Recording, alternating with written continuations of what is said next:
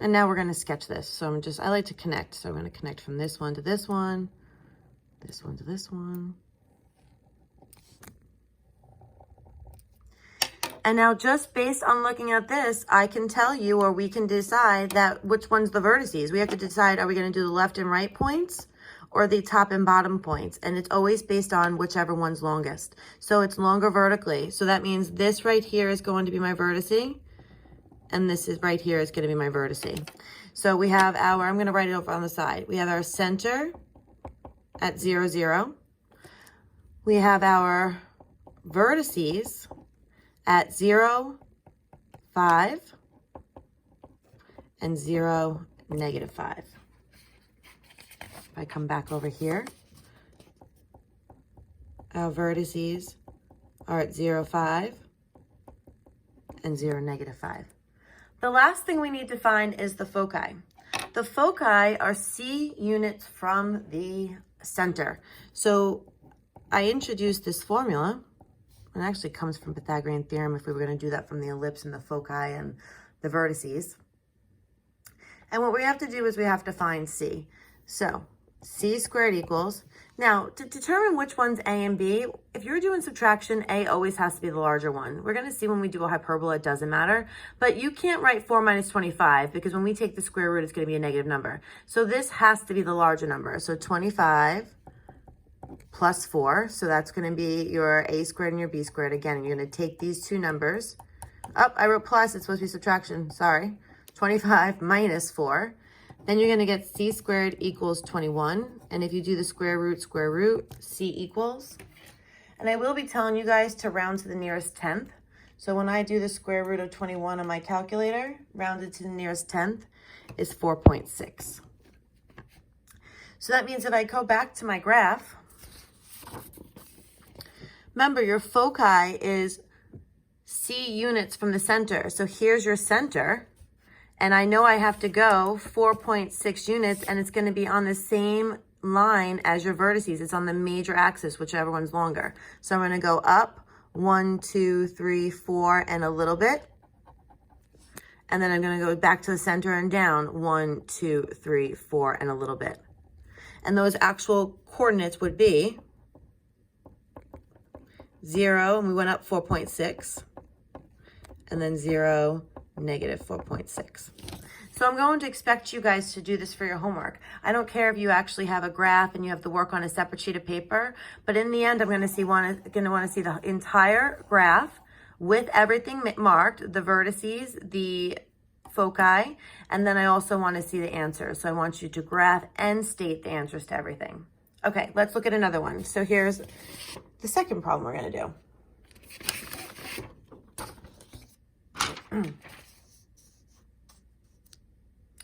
Okay, so again, I forgot to say this on the last one. We're going to say C to the nearest tenth. That's going to be what we're going to do for this whole unit. But I will write that on your homework.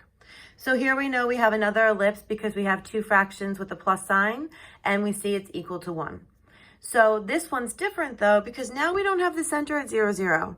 In order to come up with a center, we do the opposite by the x, which is 3, and the opposite by the y, which is -4. So anytime you see this form, we saw it already in the circle and we saw it in the parabola, we always take the opposite sign.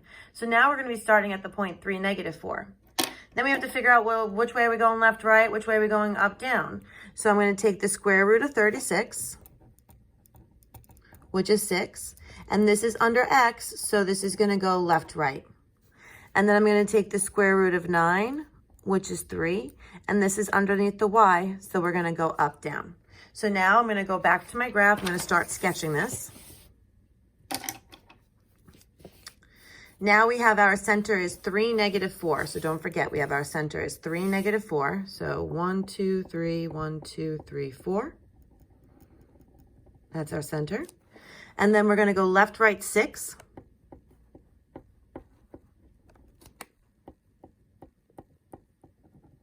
And up, down, 3. And then a sketch. And it's okay if your sketches are not perfect. This one's going to look like Stewie, for those of you who know Stewie from Family Guy. All right, so now we have that graph. So now look at this particular one. This one is actually longer horizontally. Look at again, we have the other graph from before. This was longer vertically. So all of my answers, my vertices, my foci, that was all going to be on this vertical axis, this major axis. But now things are changing on this one because for number 2, it's actually longer horizontally. 6 plus 6 is 12 boxes versus 3 plus 3 is 6 boxes. So now when I name my vertices, now I'm going to name these 2 points. So that's going to be negative 1, 2, 3, 1, 2, 3, 4, negative 3, negative 4, and then 1, 2, 3, 4, 5, 6, 7, 8, 9, 1, 2, 3, 4. So 9, negative 4. And notice how it actually has the same, I didn't write the center, I'll write the center over here. We wrote it on the other page. 3, negative 4. So notice a common theme here. The y value is negative 4, the y value is negative 4, the y value is negative 4. Okay, so there is that commonality. Now, the last thing we need to do is we need to find our foci. So in order to find our foci, we first need to find C. So we know that C squared is equal to A squared minus B squared. C squared equals, remember, it just has to be the larger one. So the larger number is 36 minus 9. C squared equals 27, square root. C is approximately. And if you get a perfect square, you get a perfect square. It's nice and easy. But if not, you're just going to round to the nearest tenth, 5.2. So what I'm going to do is I'm going to come back to this graph. And I'm going to go, remember, left, right, because everything's horizontally right now. So 1, 2, 3, 4, 5, and a little bit. Let me use a different color. And then back to the center. 1, 2, 3, 4, 5, and a little bit. So when you're coming up with the answer for the foci, this one's a little bit more difficult.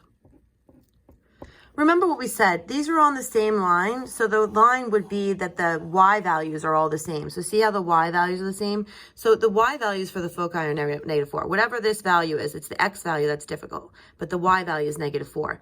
So to get the x value, think about what we did. We took the center, which had the x value of 3, and we had to add the c value. So 3 plus 5.2 is 8.2. And then we have to do 3 minus 5.2, which is going to be negative 2.2. So you're going to take the x value, add the c, and you're going to take the x value and subtract the c. And then that's all the information.